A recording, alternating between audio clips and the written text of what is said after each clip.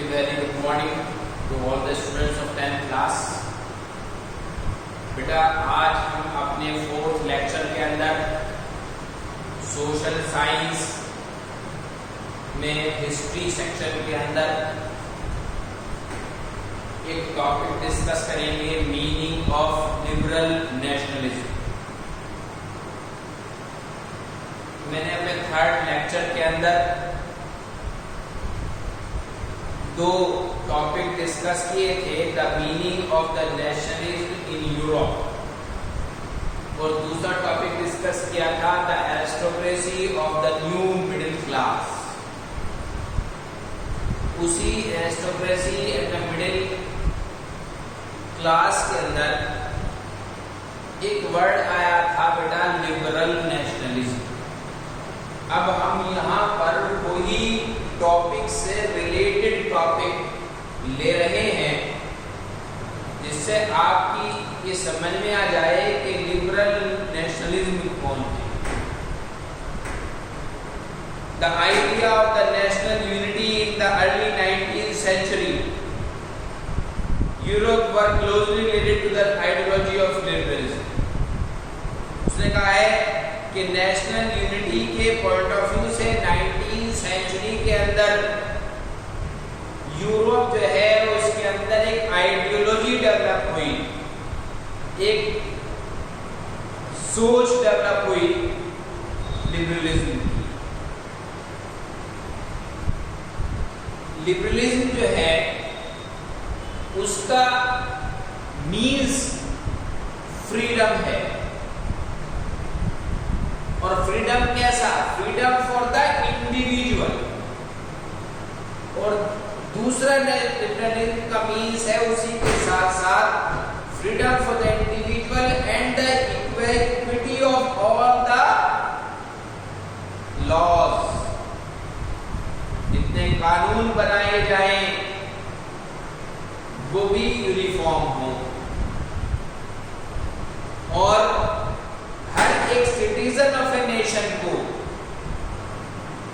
उसके राइट, उसकी रेस्पॉन्सिबिलिटीज के पॉइंट ऑफ व्यू से वो फ्रीनेस हो,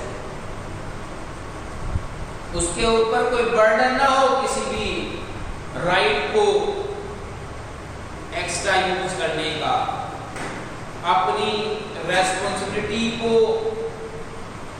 फुलफिल करने का कोई प्रेशर उसको। तो उसने कहा है कि for the new middle class liberalism is true to freedom for the individual and the equality of the law, equality of all before the law. कि इंडिविजुअल के अंदर लिबरलिज्म हो, और जो लॉ मेकअप किया जाए, फॉर्मुलेट किया जाए मेकअप करने के बाद, वो uniform. In France, the right to vote and to get elected was the granted exclusively to property owning persons। क्या कहा गया कि फ्रांस के अंदर राइट टू वोट का राइट दिया गया, और इस बात को ग्रांट किया गया, परमिट किया गया कि आपका जो राइट है आप उसे यूज कर सकते हैं। और दूसरी तरफ क्या कहा गया? Exclusively to property owning persons. ये राइट जो है वो किसी प्रॉपर्टी के बेस पर नहीं है, किसी ओनरशिप के बेस पर नहीं है। ये राइट यूनिफॉर्म है, हर एक को सिटीजन ऑफ ए नेशन जो फ्रांस के अंदर है, जो खुद फ्रेंच है, वो चाहे बाय बर्थ फ्रेंच हो या वो माइग्रेट होकर आया हो, उसे सिटीजनशिप मिली हो, तो उसके पास ये राइट है कि वो वोट दे सकता है। उसके पास प्रॉपर्टी हो या ना हो, उसके पास किसी फर्म की ओनरशिप हो या ना हो, इससे कोई कंसर्न नहीं। इसलिए कहा गया कि जो लॉ बनाया गया, जो राइट दिए गए, is applicable for all the citizens of a nation. Men without properties and women were excluded from this right. क्या कहा गया कि जो लोग प्रॉपर्टी के विदाउट हैं, उनके पास प्रॉपर्टी नहीं है मेल सेक्शन ऑफ सोसाइटी के पास, and women were excluded from this right, तो वो मेन वो वुमेन दोनों इस राइट से अलग है। इन द इकोनॉमिक स्फीयर अगर हम लिबरलिज्म की बात करते हैं तो ये तो लिबरलिज्म क्या हो गया, सोशल लिबरलिज्म हो गया कि हमने अधिकार दिए हैं, हमने राइट दिए हैं, then you will use it. लेकिन अगर लिबरलिज्म को हम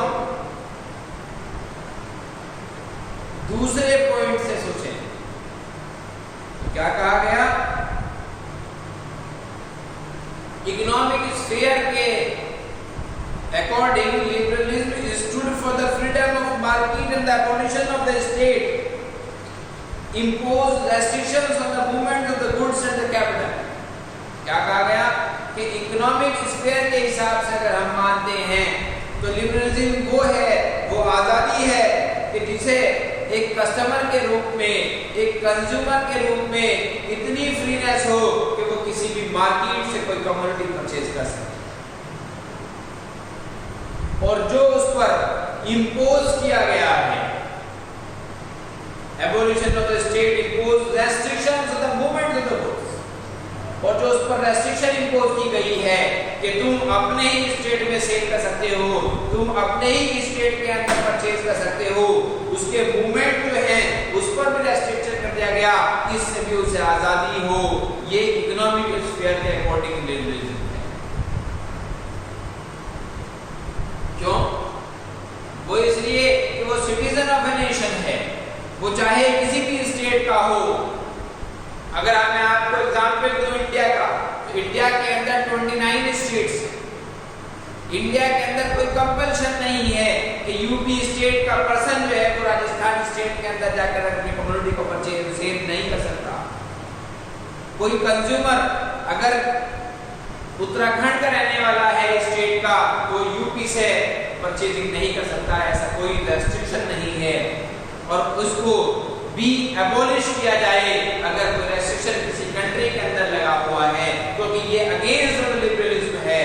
ये कस्टमर को, ये कंज्यूमर को आजादी प्रोवाइड नहीं करता, ये उसे रेस्ट्रिक्ट करता है, उसके वे के अंदर हिंड्रेंस को क्रिएट करता है। इन 1934 ए कस्टम यूनियन और द जोवेलियन वर फॉर्म। एक यहाँ पर एक क्वेश्चन राइज होता है आपके सामने, और ध्यान सुनिएगा कि यहाँ पर एक वर्ड में लिया जोवेलियन, ये फ्रेंच लैंग्वेज का वर्ड है, और जोवेलियन के ऊपर एक क्वेश्चन आता है, what do you mean by the जोवेलियन?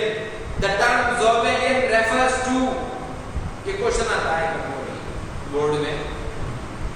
तो यहाँ पर उन्होंने कहा है कि 1834 के अंदर एक यूनियन बनाई गई, कस्टम यूनियन, उसका नाम जोवेलियन रखा गया, और उसने क्या फॉर्म किया, विच एबॉलिश टैरिफ बैरियर्स, जो पीजेंट्स के ऊपर, स्मॉल बिजनेसमैन के ऊपर जो टैरिफ इंपोज किए जाते थे, जो रेस्ट्रिक्शन लगाई जाती थी, वो भी उस कस्टम यूनियन के थ्रू एबॉलिश कर दी गई। जोवेलियन को जो कस्टम यूनियन है उसे इसीलिए डेवलप किया गया 1834 के अंदर कि वो अब पीजेंट्स के ऊपर से, स्मॉल बिजनेसमैन के ऊपर से जो इंपोज किए गए हैं टैरिफ पॉलिसीज, उनको रिमूव, तब वो लिबरल होंगे, तब वो आजाद होंगे अपने गुड्स को सेल और परचेज करने के लिए। और दूसरा क्या कहा गया, and reduce the number of the currencies from over 30 to 2। और ये बात कही गई कि ऐसा रेस्ट्रिक्शन हटाया जाए कि आप किसी कमोडिटी को अगर सेल और परचेज नहीं कर सकते, तो दूसरी तरफ अपनी करेंसी को आप उसे यूज भी नहीं कर सकते। तो दोनों ही 1834 के अंदर जोवेलियन कस्टम यूनियन के अकॉर्डिंग दोनों चीजों को रिमूव किया गया। पहली चीज रिमूव की गई कि आप फ्री हैं इस इकोनॉमिक स्फीयर से कि आप जो है अपनी कमोडिटी को सेल और परचेज कर सकते हैं।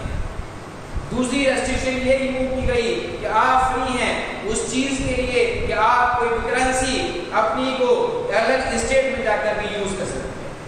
तो मैंने आपके सामने यहाँ पर एक topic being of the liberal nationalism use किया है, उसको डिक्टेट किया है, उसको डिस्कस किया है। आप इस चीज को बहुत कंसंट्रेशन के साथ देखिए कल पर।